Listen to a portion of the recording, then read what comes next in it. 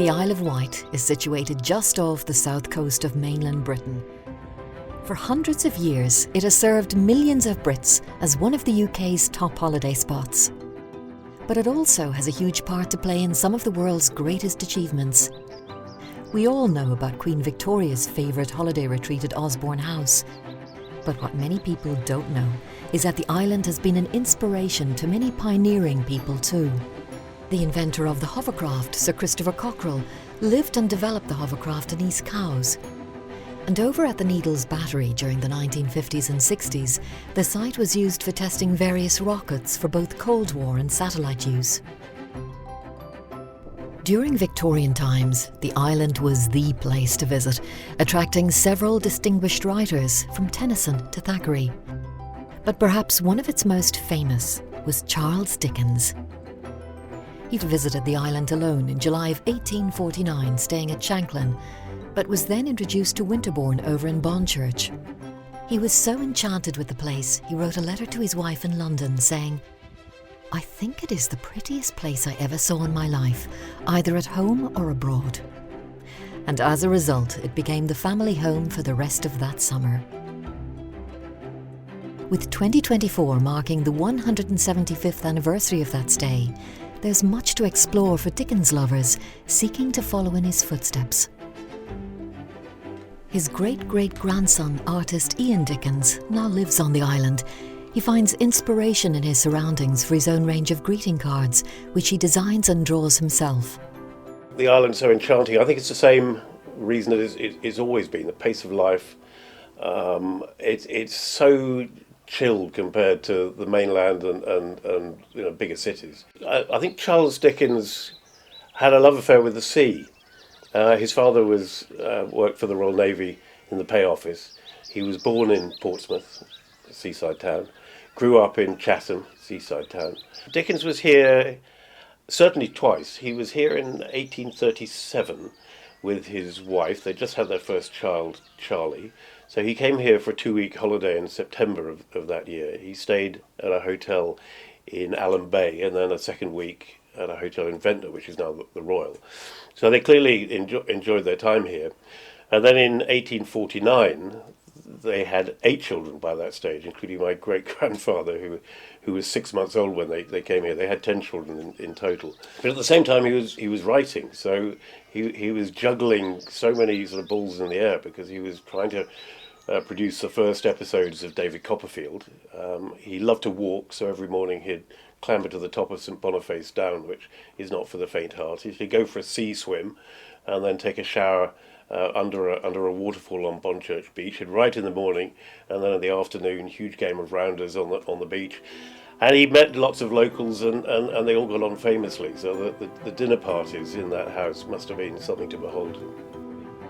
But it was Alan Cartwright who stumbled across just how much the locals inspired the likes of Dickens when looking into the history of his holiday property, Havilland Cottage. It was built in 1860 for Miss Catherine Havilland. As we bought the cottage, there's a picture, original drawings for Catherine Havilland, the plans, and it shows it as a coach house. During his research, he was amazed to find that Charles Dickens had also stayed in the area in 1849. He came down by himself, I guess did a little bit of a recce, and then decided after visiting Bonchurch to basically spend a summer there. It was clear that Dickens had fallen in love with the island, and the more Alan investigated his stay with the help of some locals, the more astonishing discoveries he made. I'd started to talk to some local historians from the Ventnor Historical Society, from the Bonchurch Community Association, people at the Dickens Fellowship. So as we was asking one question and we got a little answer on one thing, we bounced it around the whole group and everyone scurried off and gave us more and more information. We sort of pieced together the characters, 2 of the characters that has really become world famous. Miss Catherine Havilland, who lived at Ashley next door, commissioned and had this house built. That was the same year that a Margaret Dick was jilted at the altar. Now, Margaret Dick lived a reclusive life after being jailed at the altar behind me, about 100 yards away.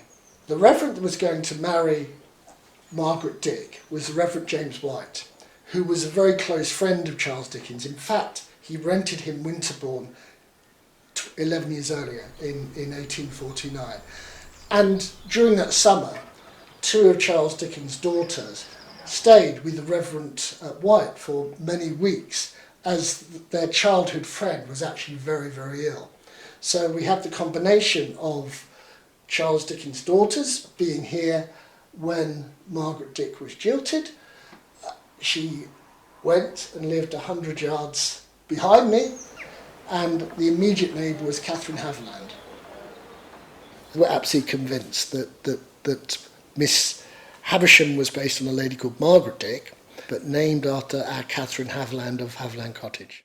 The extraordinary thing being related to this famous man, he wrote copious letters, and because he was famous, everybody kept the letters.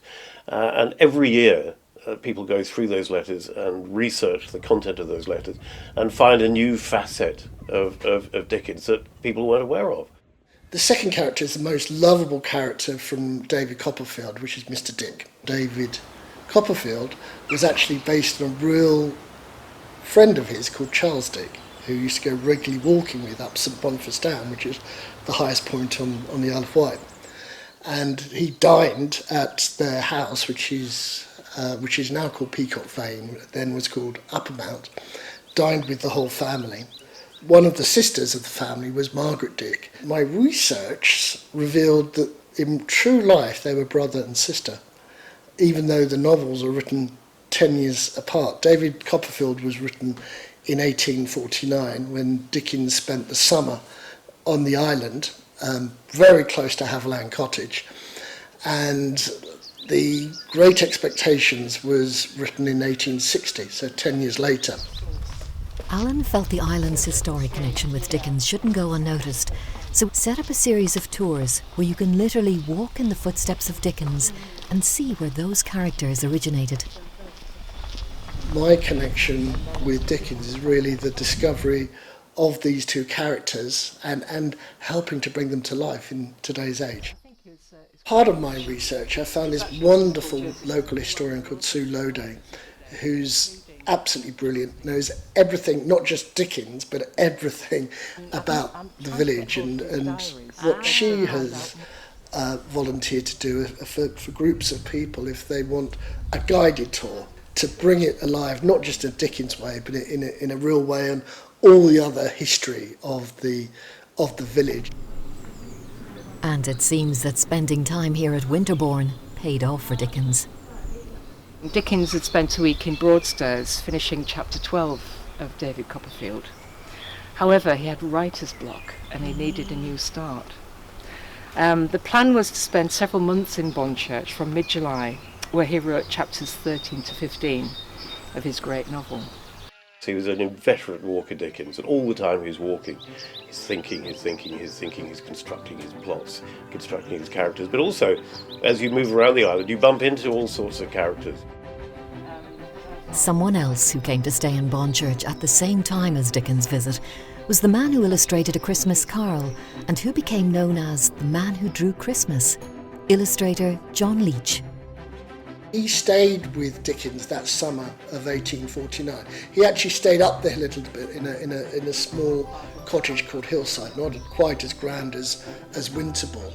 Many people think that between Dickens and John Leach that brought Dickens' worlds to life, it was the reason that people sort of started to see Christmas in a different way. Dickens and Leach loved swimming, but unfortunately during one of the swims, Leach became very ill with a swimming accident. Charles Dickens... The reason I'm so excited about this project is bringing it to life. It's bringing it to life for the people of the Isle of Wight, but actually more widely, it's bringing it to life, bringing Charles Dickens' wonderful stories to life for the younger generations coming up. He was a great traveller, he was a great adventurer. But also as a writer, you need sanctuary, you need calm, which he had in spades in this beautiful house in Bonchurch, overlooking the sea. It occurred to me at the time that 1849, the 175th anniversary was going to be in 2024. And that really set us thinking, well, we should mark that in some way and do something. So, and that's now what we're sort of driving towards. It's clear the Isle of Wight has more to offer than just sandy beaches and amazing landscapes. It is a truly historic place where you too can walk in the footsteps of some of the most inspirational people of our time.